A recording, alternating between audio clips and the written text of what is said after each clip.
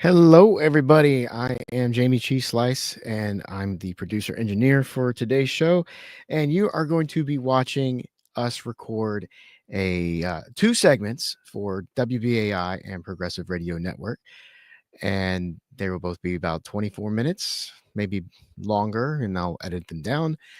But let me bring on our host. It's Gloria Guillo and the professor Jayme Kuzmarov, and we're about to kick this show off. We're going to be talking about Joe Biden's report card, and we probably have a different take than what you're seeing on the mainstream media. So, Gloria, Jayme, take it away.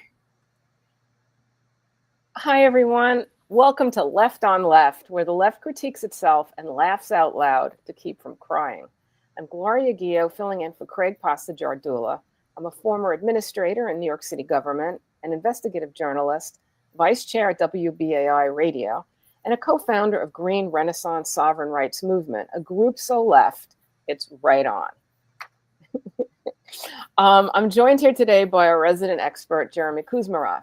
Jayme is a professor at Tulsa Community College, a historian, investigative journalist, and managing editor of Covert Action Magazine, an online magazine that focuses on CIA and deep state activity. Our producer and engineer is Jayme CheeseSlice. The opinions you hear represent our own and are not those of WBAI, the Pacifica Foundation, or the Progressive Radio Network. Today's topic is a two-part series on Biden's performance over the last 4 years. We call it Biden's Report Card, and Professor Jayme Kuzmarov gave him an F. Yes, Jayme flunked Biden on foreign policy. I'd also like to petition Jayme to flunk him on domestic policy as well. But this isn't because we are partisan in any way or play political team sports, as Craig Passagiardula always says. It's because the Western economic system is failing, and we are living in its death throes. While it can be argued that Karl Marx's vision for a new economic system are flawed in one way or another, his critical analysis of capitalism is unsurpassed, in my opinion, and in the opinion of many economists. In Das Kapital, Marx discussed the contradictions in capitalism, the extraction of profits from labor, which result in dwindling markets. This results in the redistribution and concentration of wealth and the desperate search for new markets for exploitation, like that of a feeding shark. So, with that, I'd just like to open with an article I wrote a little while ago before we get into the report card, just to give you guys kind of a perspective of what's going on in the economy. So, Jayme, if you could pull up the article, I'll just talk about it for a few seconds. Jayme? Oh, there we go. Okay, great. Okay, this is an article I wrote back in March 10th of 2020. And I was writing an article on sanctions, and I wrote this under my pen name. And what I really wanted people to get in this article was that sanctions are not merely a way to punish countries and achieve regime change to put in place government subservient to U.S. corporate interests, but a way to steal wealth at a rate only previously seen in war. And this is done basically to prop up the U.S.'s failing economy. And I came to this conclusion by studying the New York Fed. And I studied it with a banker, a European banker, and we were horrified. What we found out is that the New York Fed oversees dealer banks and the derivative market, which is called the repo market. And if you look at this derivative or leveraged market, in 2020, it was 222 trillion. So that's basically borrowing on borrowing on borrowing on borrowing on borrowing. And if you look at this repo market, it was approximately 12 times that of the US GNP. And I just did some research, and it's pretty much about the same, this ratio. So right after we saw this, the dealer banks who work with the Federal Reserve System and also are very heavily involved in sanctions were infused with 4.5 trillion, which ended up being 7 trillion through the CARES Act relief. So even if COVID and was a Department of Defense bioweapon and all these other things, the main issue is that it redistributed a tremendous amount of wealth back to these dealer banks that were over leveraged, in many opinions. So now we're going to go to Jayme, and he's going to kind of break down all of the United States' foreign policy and how it is, a terrible thing, and then also kind of go into some of the things that it's done to developing countries, in addition to the war stuff. So this is two segments that we're going to be doing on this, and we're going to start with I think it is I forgot the order. I think we start with the Mideast, and then we go to Ukraine, and then we're going to go to the Far East. And then in the next segment, we'll be hitting on Latin America, and I hope we'll also hit on some of the domestic policies that could have happened but didn't. Take it away, Jayme. Sure. Well, and yeah, on the point about domestic policy, there was an article on the World Socialist website yesterday pointing to a new report specifying that the homeless population has something like doubled under Biden, and a huge homeless population. So, I mean, we can't, we can't separate foreign from domestic policy, as you're pointing out. A failure in foreign policy is also a failure in domestic policy. Particularly when you're spending, the military budget that was just approved is just under $1 trillion per year is spent on military. And that means that that's $1 trillion that's not spent on social programs to alleviate the plight of the homeless, to bolster civilian manufacturing, to create jobs, to invest in education, in the healthcare system, and environment. So I would agree. A failure in foreign policy is a failure in domestic policy.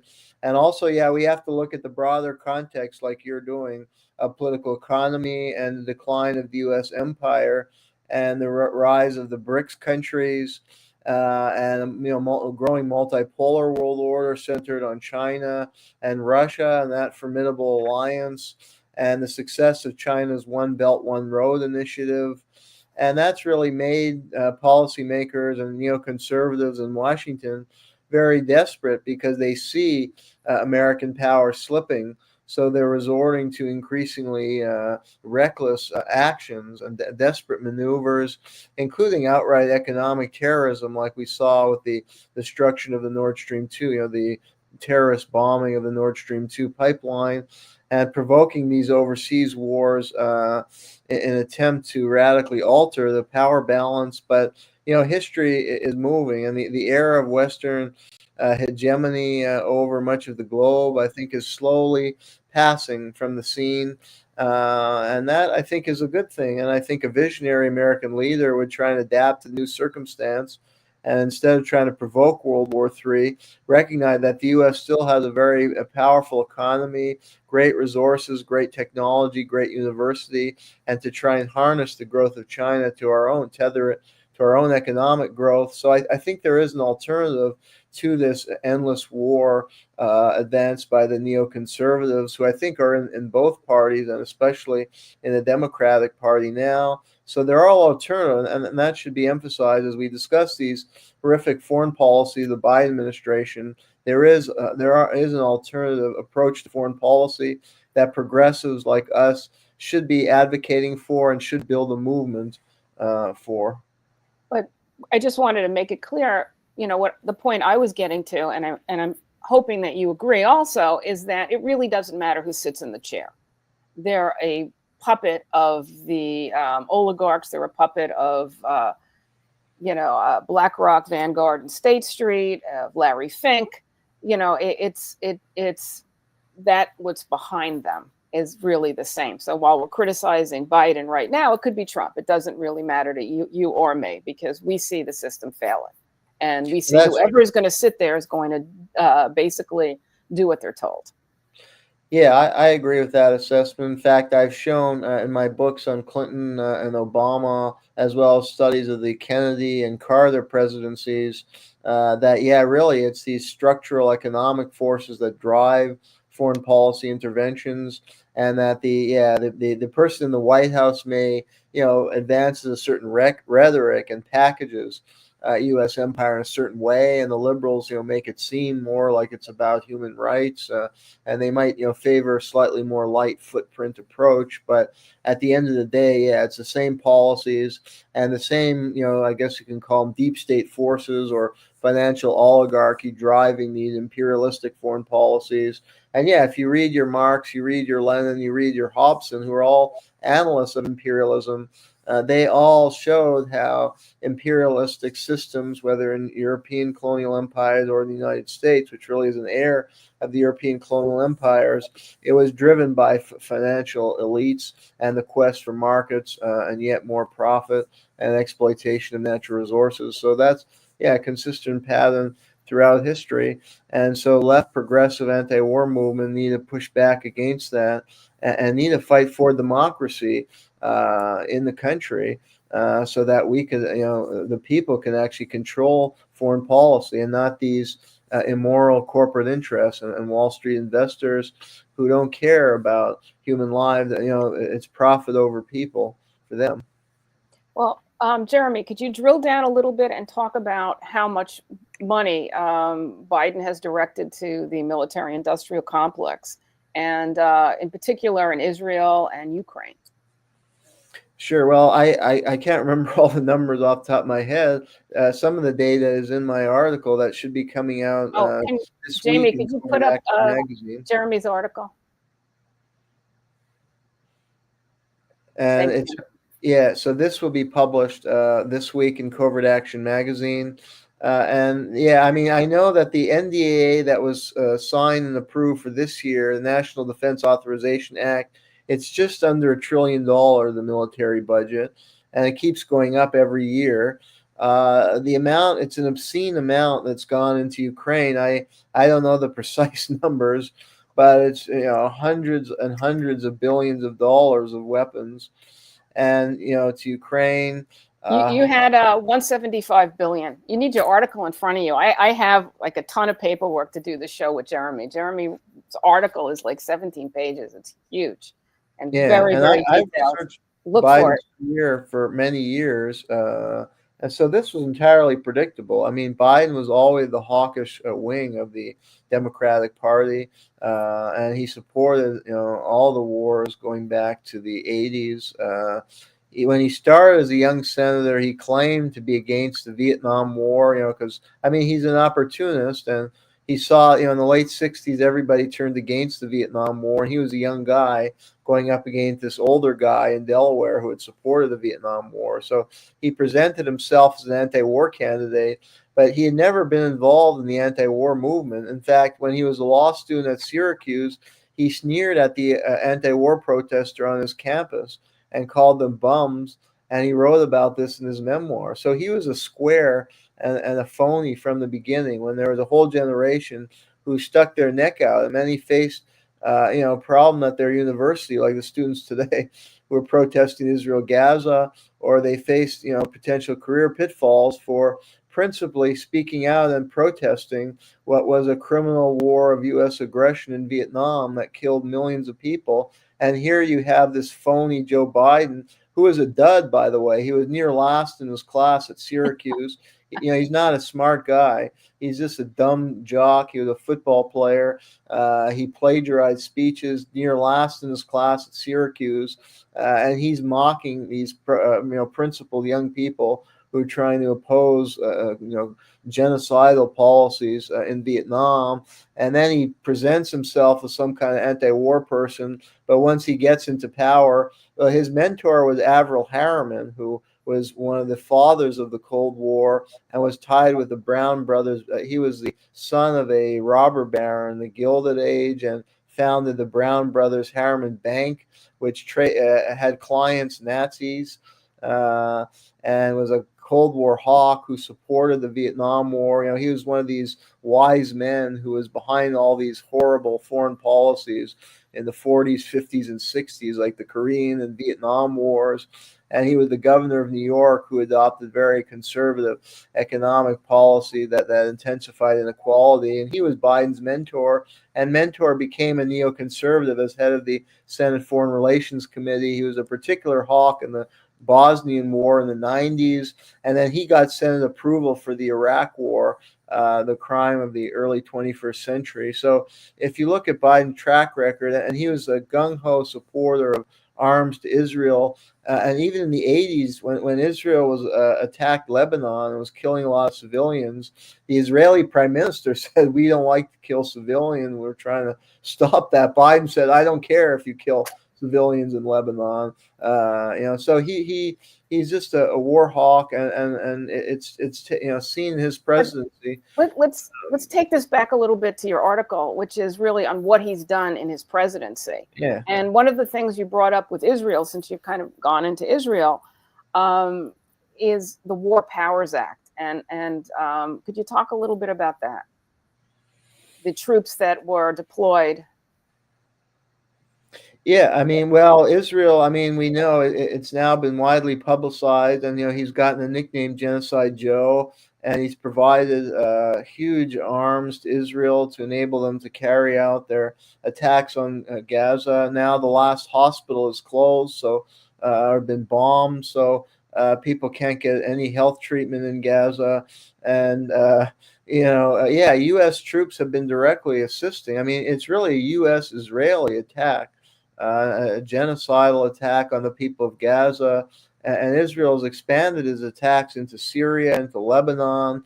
The target ultimately is Iran. They've killed who knows how many, tens of thousands of civilians.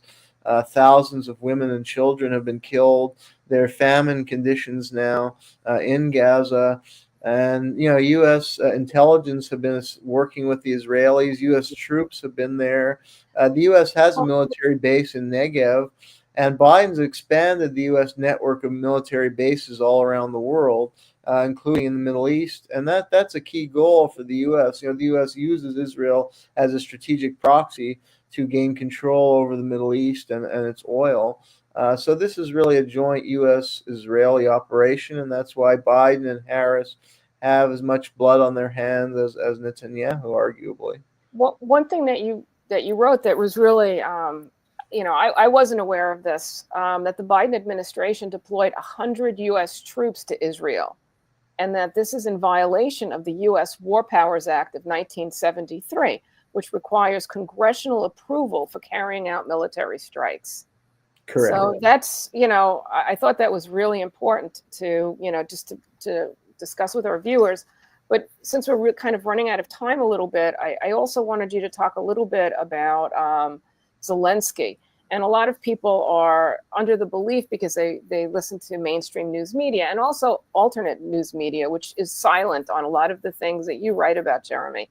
And in particular, you wrote that Ukraine banned 12 opposition parties and deployed U.S. trained commando units to hunt down dissidents, including inside Russia. And then, these dissidents were assassinated mafia style.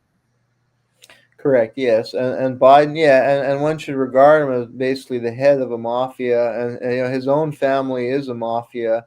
And that was exposed in the dealings of his son, Hunter Biden, and all the corrupt things he was involved in to raise revenue for his family. Ukraine, yeah, has been a horror show. And Biden has been a chief hawk on Ukraine for many years. Within the Obama administration, he was the number one war hawk, and he was advocating as vice president for sending Javelin anti-tank missiles, which Obama refused, but the Trump administration did sanction. And that was part of the escalation of U.S. military support after the 2014 Maidan coup, which triggered this whole crisis. And the CIA set up 12, and Biden, going back in his career, had been a big champion of the CIA, and he was put on the Senate Intelligence Committee in the early 1980s, basically and that was supposed to be a body that would provide oversight of the CIA and kind of rein in some of their abuses and expose it. But he made sure that committee covered up what they were doing and basically gave them carte blanche to do whatever they want. So he was a friend of the agency, and he covered up. There was a scandal involving the CIA's theft of this computer software from a honorable entrepreneur who developed it named Bill Hamilton. Biden covered that up for the CIA and used his position in the Senate to block investigation of that. So he's a friend of the CIA, and as vice president, he oversaw the CIA's creation of 12 military bases, or CIA bases, in Ukraine, as was reported in the New York Times. And these bases have been used to train and develop this Phoenix program for Ukraine, where they they develop blacklists of dissidents, and these blacklists could include politicians in Ukraine who are said to be pro-Russia or critical of the Zelensky government, and then they're hunted down. And the blacklist could include mayors of towns in contested areas said to be pro-Russian. And then the CIA is training commando units who are carrying out terrorist acts, including planting car bombs, bombing cafes, and assassinating politicians like the head of the Socialist Party in Ukraine's parliament, who was assassinated by the CIA-trained mafia figure in a park in Moscow. So this is a terrorist program going on under the Biden administration's oversight, similar to the Phoenix program in Vietnam, but there hasn't been any outcry or protest because it's not reported very much in the alternative media. Is fixated on Gaza, which is horrible, but for some reason they don't report this. So these youth activists don't protest this, or they don't protest the arms going to Ukraine that have killed thousands of civilians in eastern Ukraine. U.S. arms killed thousands of people, forced the people of eastern Ukraine for years to often live underground in bomb shelters, and killed people in Russia, and is threatening World War III. And yet there's no protest because Democracy Now! Never reports on this. And of course, no CNN or New York Times never give voice to the Eastern Ukrainian or Russian people. They're just evil Russians or something. Russia is depicted as the aggressor, but the evidence is clear. The Biden administration helped provoke that war, and actually it was their strategy to draw the Russians into the Ukraine trap, like in the 80s they wanted to. And Brzezinski outlined the U.S. strategy of drawing the Soviet Union to the Afghan trap, and they admitted that they trained these Islamic fanatics in Afghanistan to draw the Soviets in and bankrupt the Soviet economy. It's the same strategy in Ukraine, and Biden's a key figure. And he's been involved in all kinds of criminal activity with his son. He blackmailed the Ukrainian government to fire the prosecutor who was going after the company that employed his son. And that was a front for arms smuggling for the CIA covert operation, because when they attacked the people of eastern Ukraine, the Ukrainian military, a lot of the Ukrainian youth didn't want to fight their own people. So they had to organize these paramilitary and far right-wing militias, and they used Burisma as a front for that because Kofor Black was a top CIA man, was appointed to the board along with Hunter Biden, and that company was controlled by a warlord named Ihor Kolomoisky, and it was used as a cover for arms smuggling and CIA operations. And that's and Biden went there to protect that operation. And they had this prosecutor, Victor Shokin, fired. He threatened to withhold military aid. So, he's done all kinds of nefarious things in Ukraine. And well, one thing you wrote, I'd like to read 2 paragraphs from your article. It says, most dangerously, Biden authorized Ukraine to conduct strikes inside Russia while providing Ukraine and Germany with long-range missiles capable of striking there, directly threatening World War III. The New York Times reported that Mr. Biden's decisions appear to mark the first time that an American president has allowed military responses on artillery, missile bases, and command centers inside the borders of a nuclear-armed adversary. Absolutely, yeah. And I mean, even in the height of the Cold War, and in fact, George Kennan, who is the father of the containment strategy, said it was folly, to attack the Soviet Union directly. I mean, look what happened when they were attacked by Nazi Germany, or when Napoleon tried to, attack the Russians. They mobilized to defeat it. I mean, the Russians know how to fight. They're very patriotic people, and they will mobilize if they're under attack. So, there's no benefit to attacking them, and you're attacking a country has very advanced technology and nuclear weapons. So you're threatening World War III, and that's why wiser statesmen. I'm not going to idealize the Cold War era, because there were a lot of stupidities and follies in the Cold War, and I wrote a whole book about it, that we shouldn't repeat that history. But at least the Eisenhower, the Kennedys, the Johnsons knew not to attack Russia directly. But Biden is doing that, so it's insanity. Could we touch a little bit about China and the Far East before we end the show? Because our next episode is really going to focus on Latin America and Africa, and also a little bit on domestic policies. Yes. You were talking about how many bases they put on. Well, we only have 20 seconds, so we'll talk a little bit about China at the beginning of the next segment. But China, this has been a huge military buildup to counter China. And one thing the Biden administration has done is in Pacific Islands, that he's rebuilding military bases that haven't been used since World War II. And that's creating the infrastructure for a potential attack on China. And this is something that should worry people. All right. Well, that wraps up our show for today. This is Left on Left. I'm Gloria Guillo. I'm joined here today by Professor Jayme Kuzmarov. Remember to like, donate, and share our broadcast. Your kind support keeps us going. Thanks for tuning in. Hope to see you next week and at our next show, which is coming up.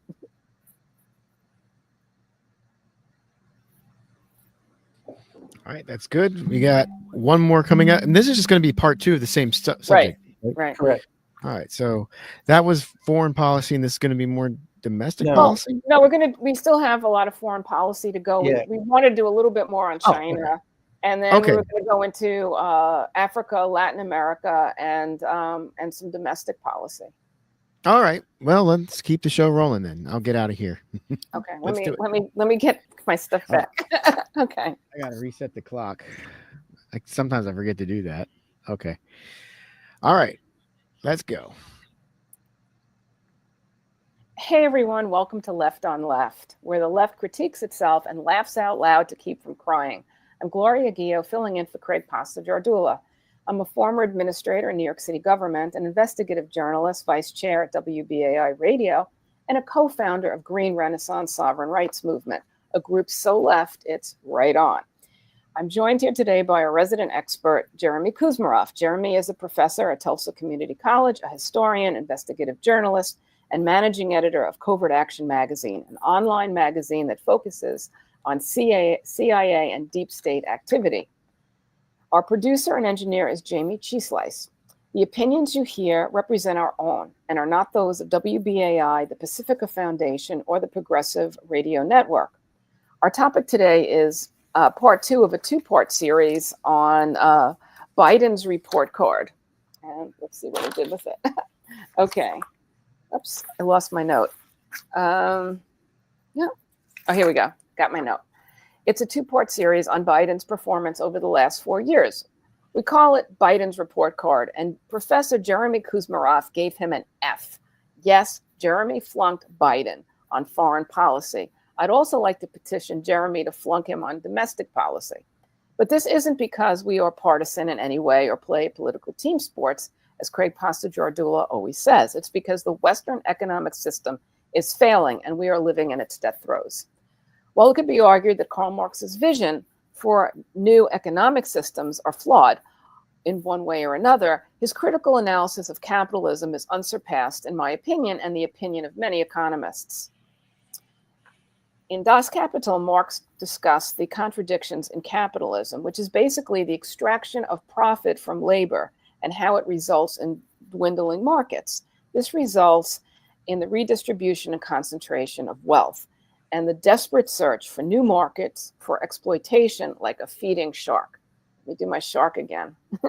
Okay, so before we were kind of talking a little bit in part one about sanctions and how they really are just robbery. It's just theft. In this part two, I'd just like to open with just a little bit of stats about what's going on, what Biden did domestically. And, you know, I was trying to look and find what he did.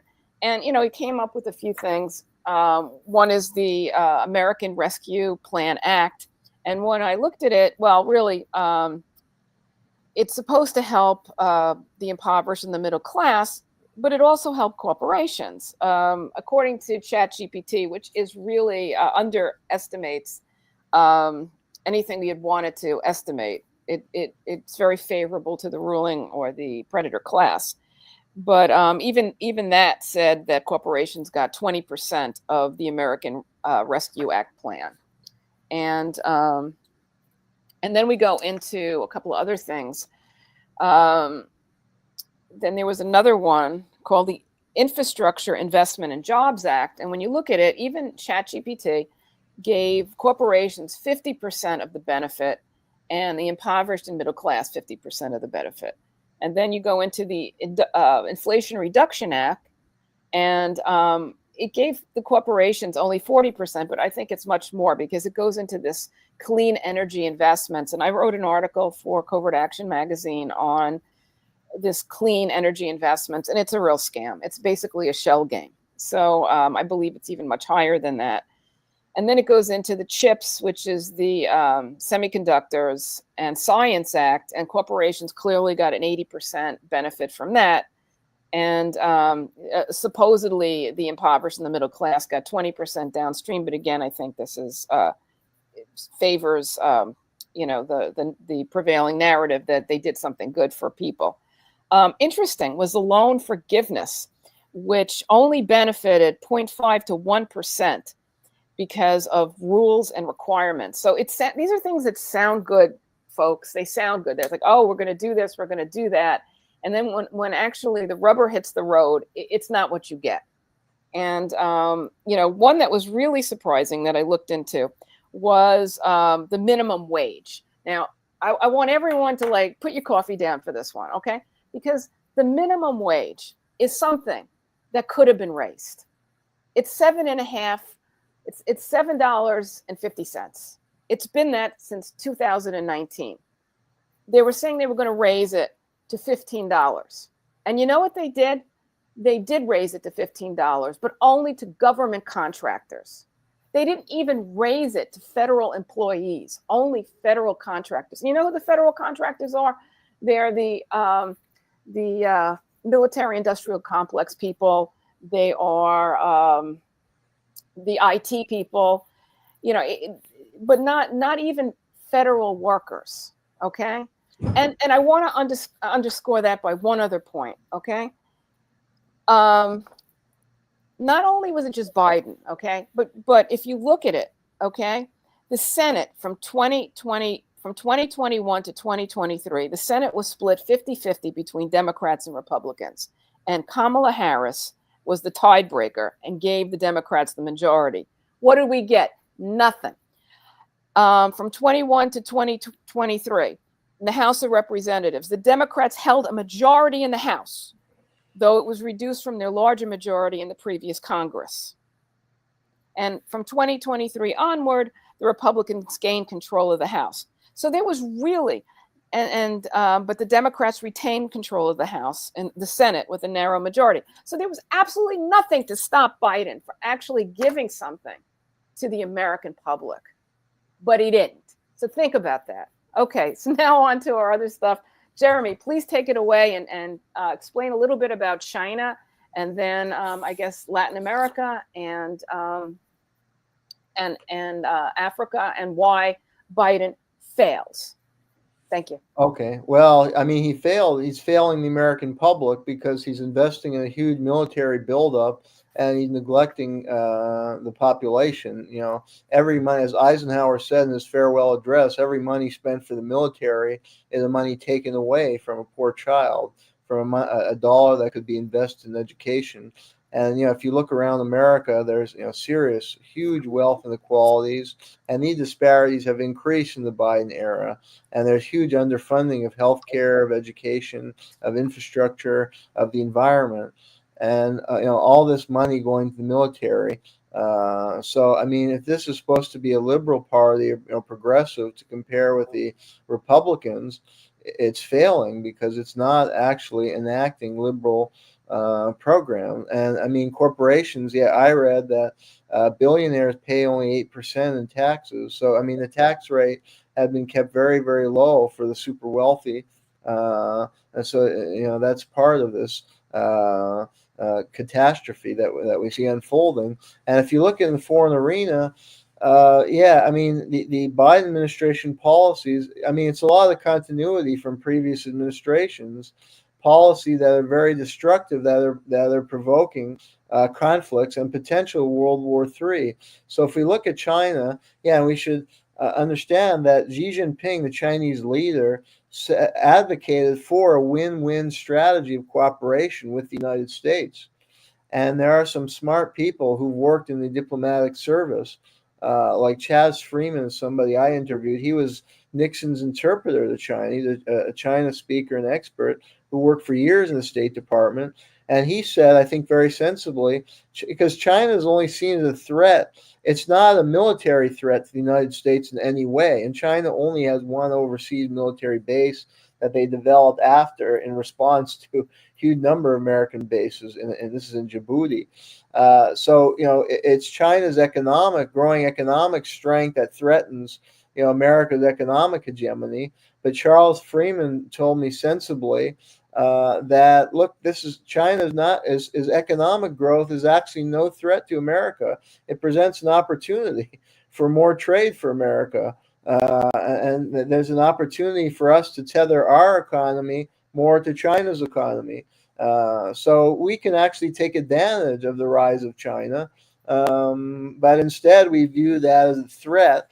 And we're engaged in this huge military buildup. And it started in the Obama administration with the pivot to Asia policy of Obama that progressives were just silent about. They should have been protesting this because he was sending U.S. troops from the Middle East into Southeast Asian countries to encircle China militarily and to beef up Taiwan, which China views Taiwan as part of China. And the U.S. had supported, you know, renegade faction in China's civil war who took up headquarters in Taiwan, and that's at the heart of the illegitimacy.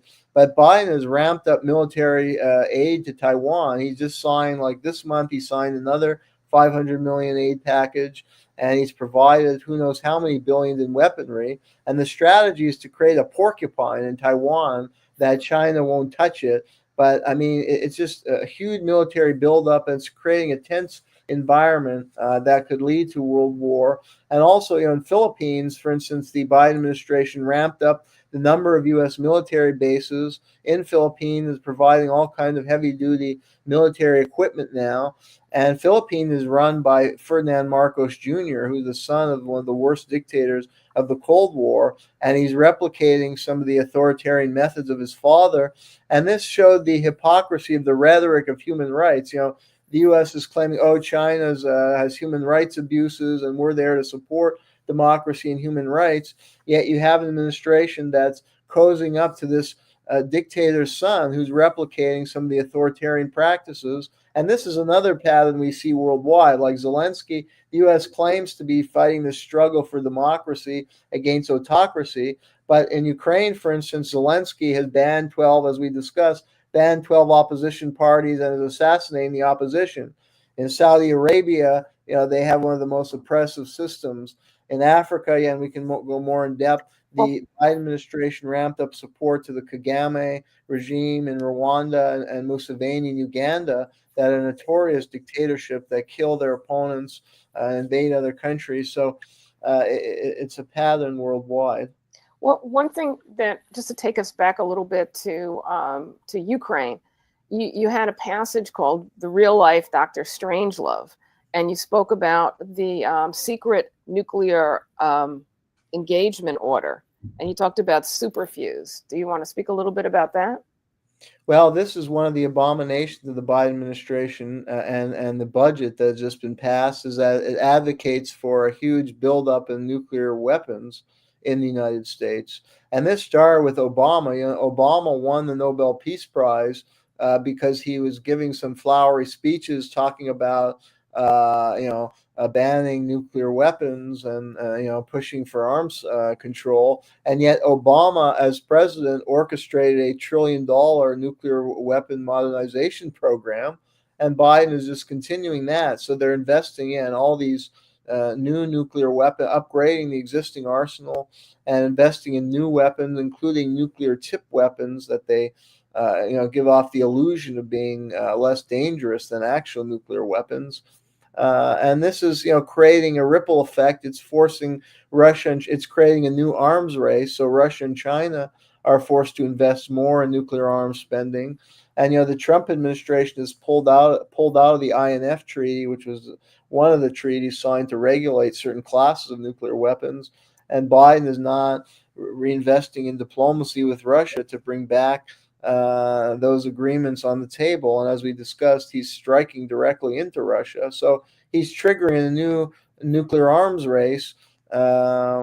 So, I mean, that's something that the public should be against. We don't want our money going into weapon that can destroy all humanity when we have a vast homeless population, when teachers have to work 3 jobs and are saddled with debt. It's unfair. Teachers do a very important role for society, and the best and the brightest aren't going into teaching because they don't want to live a life of penury and debt.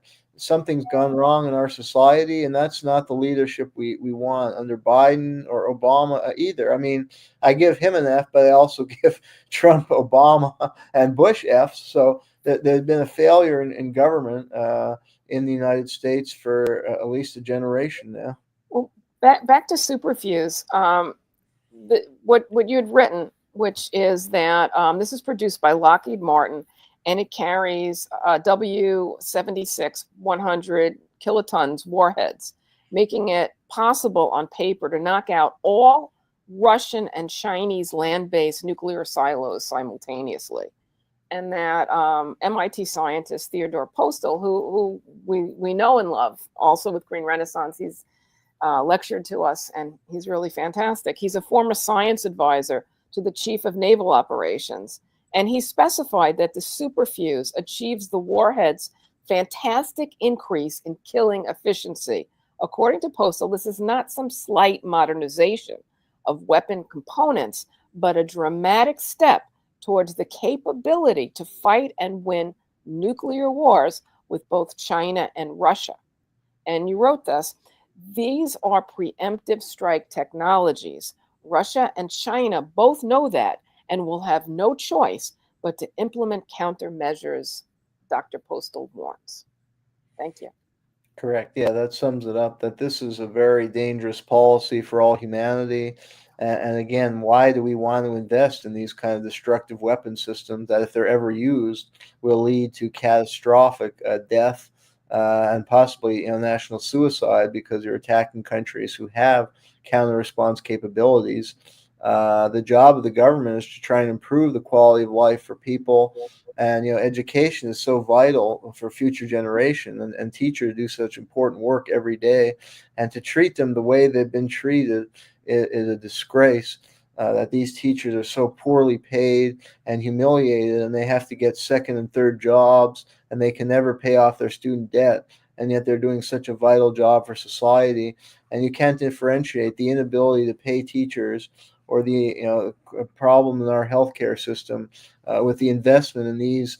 I mean, it's really sick that a human could even conceive such weapons is sick in itself, and that they're investing billions in all this. So that's a moral failure of this administration and anybody who's gone along with it, as well as these pundits who just praise Biden. Some of the commentary is ridiculous. You find even in the Nation magazine, places you'd expect better, where they're just praising Biden as the reincarnation of FDR, or that he's this great leader. When this is all going on, and then we can look in the third world region, and it's more business as usual, but it's as bad as ever. If you look at Latin America. Well, I'd like to stay on Africa a little bit longer, if you don't mind. You wrote about this growing military presence in Africa and how it's blowing back with all of these terrorist activities. And you had quoted a journalist, Nick Turse, and he pointed out that in 2002 and 2003, before the creation of the U.S. African Command, AFRICOM, which was established in 2007, the State Department counted 9 terrorist attacks in all of Africa, compared with now in 2022, almost 3,000 in Burkina Faso, Mali, and Western Niger, and a total of 6,000, almost 7,000 on the African continent, 75,000% increase. Yeah. I can't, the number's so big, it sticks in my throat. So, I mean, these are facts. I mean, it's every continent is screwed here. We've got, the European and Eurasia continent. We've got the, Asia continent. We've got Latin America. We've got Africa. I mean, it's like the whole thing is all over the place. It's not, it's crazy. So, yeah, and these policies are. If I could just add in one point, that these policies are presented as though we need to spend all this money on weapons to protect our national security, and yet the data is showing it's contributing to a massive rise in terrorism. I mean, and destabilizing countries. Some of that is an offshoot of the attack and invasion of Libya, and that had a destabilizing effect on an entire region. And then, you're pumping in weapons in impoverished countries, and it's escalating local conflicts and just creating more violence, destabilization, more refugees. And then people cry about immigration when countries have been devastated because their people are trying to make a living and have to risk their lives to try and go somewhere else. So it's totally counterproductive. And that's why we need to put a stop to this. We need people just to come together and reinvest the resources we have on improving the quality of life here, and not triggering wars and violence overseas.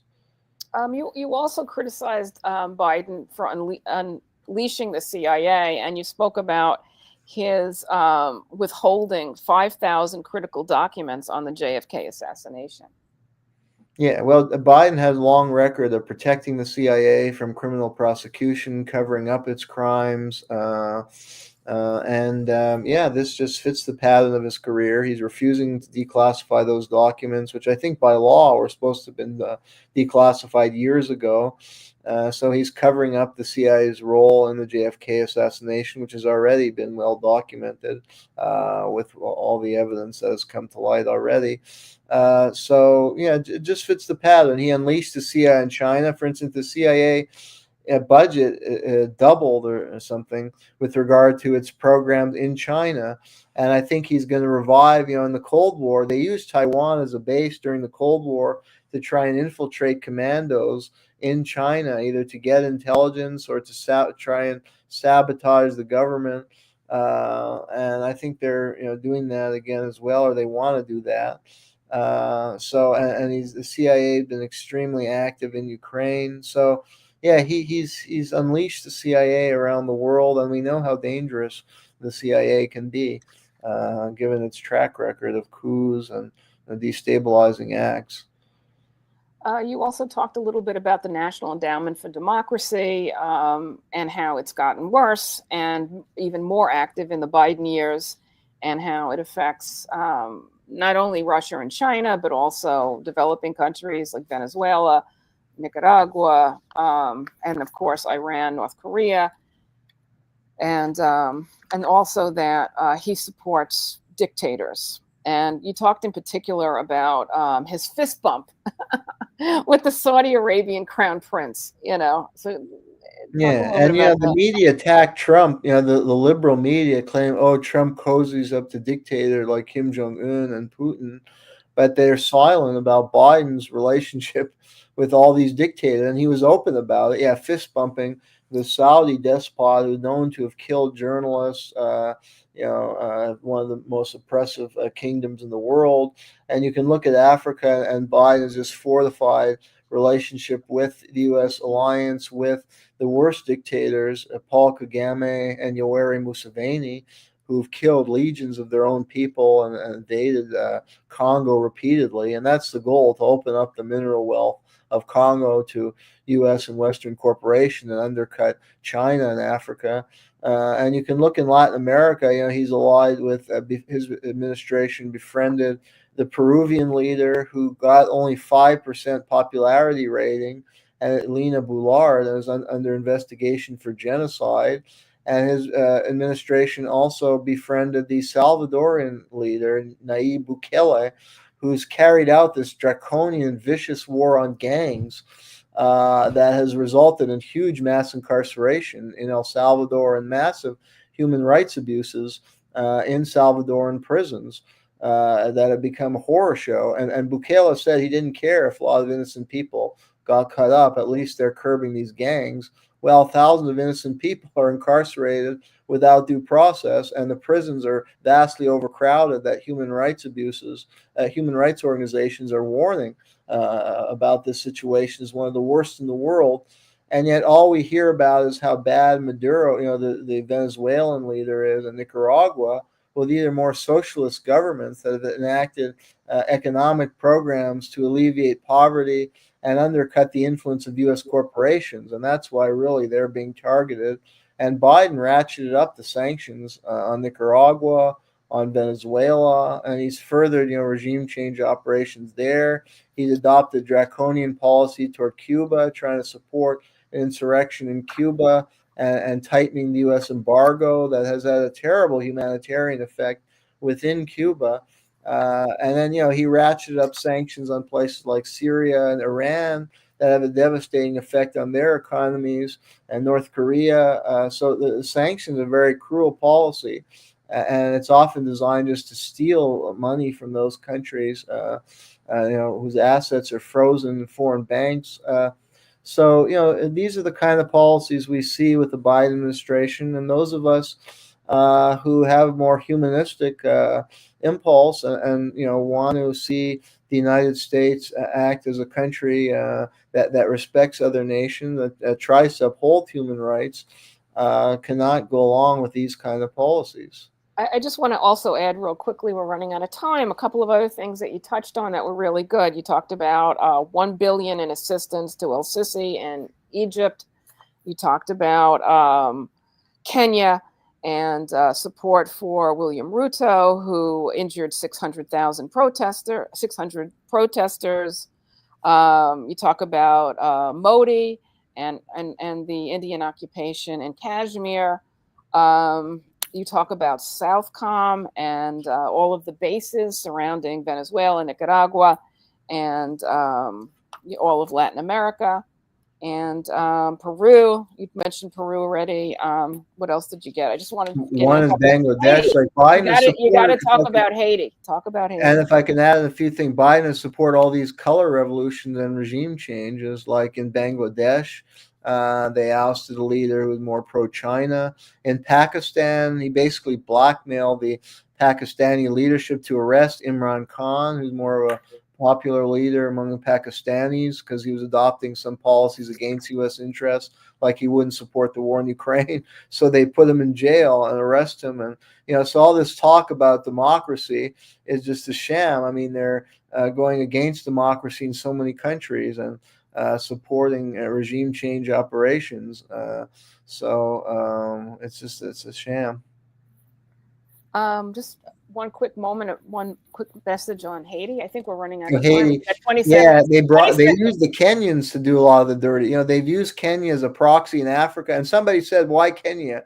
And he said, "Well, we have nobody else." You know, he wasn't saying this is a good regime or there's anything redeemable about this Ruto government. It's just like we've lost control in some of the other places. He's all we got, and they're using Kenya to do the dirty work in Haiti to prevent a more populist leadership, you know, from coming in that would restore national sovereignty over their economy.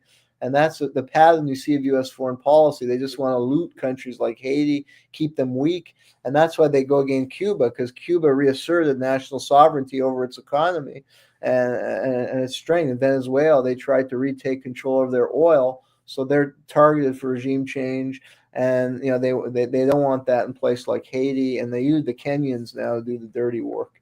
Well, we don't have enough time in 2 shows to talk about how badly Biden has flunked on his report card for his 4 years.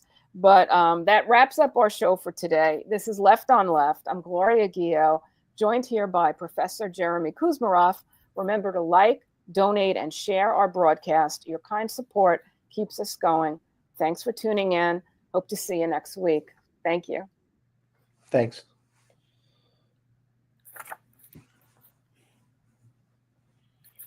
Okay, I think that'll do it for today. Everybody's busy. We all got stuff to do, so we're gonna run. Holidays. So we'll see you guys on Thursday. Thanks for and Jayme, we may be changing the days, so Gloria will be in touch. We'll figure it out.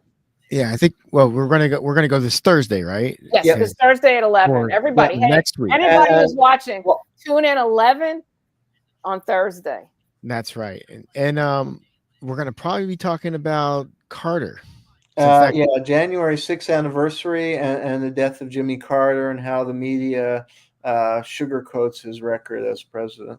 Yeah, we also want to say the left has been really silent on January 6th. Yeah, so that's you're going to hear some stuff that you're not going to get on the left. Well, I'd like the Democrats to stay silent on it because they couldn't stop talking about it for 3 years. Yeah, but they're saying the wrong things. That's the I know problem.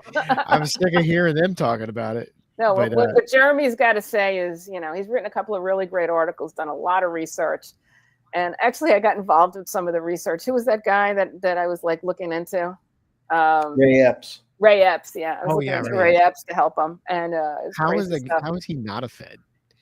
Like they've admitted to everything, basically. Yeah. They've just, you know, they've admitted to pretty much everything. There's a lot of people in there that were Feds. So anyway, okay, well, we'll see you guys on Thursday then. Check us out on Thursday. All right, bye everybody. Bye everybody. Thanks for watching, and stick around for Pasta to Go later today. We're going to do a top censored news of the year with Matt Weinglass and Kit Cabello. Bye, Jeremy. Bye, Gloria. Bye, everybody else. Right. And we'll see you next time.